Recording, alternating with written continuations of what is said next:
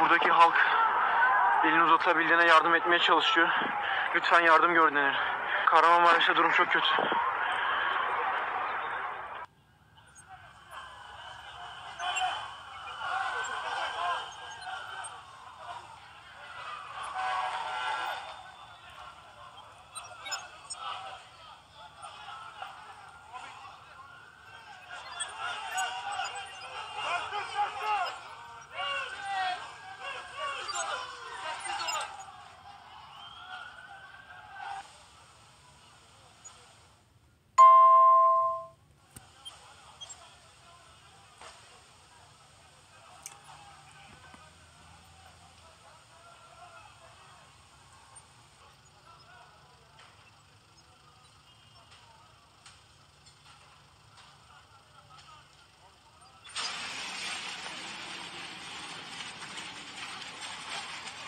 Oh my goodness. You guys, thousands of people died during this last 24 hours.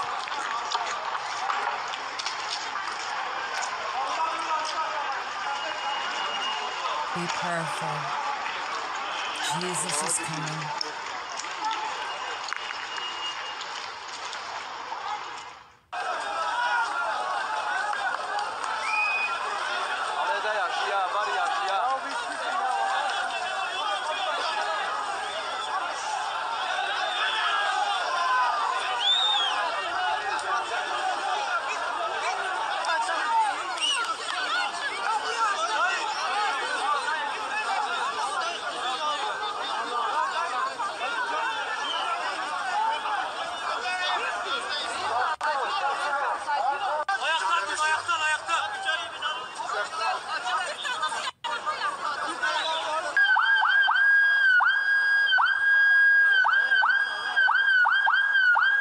$2,818 buildings.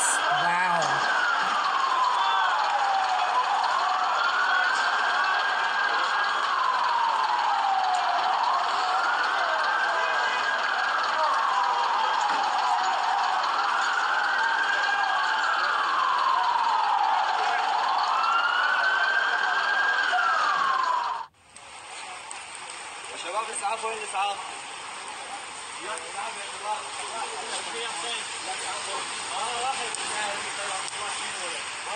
God bless you guys.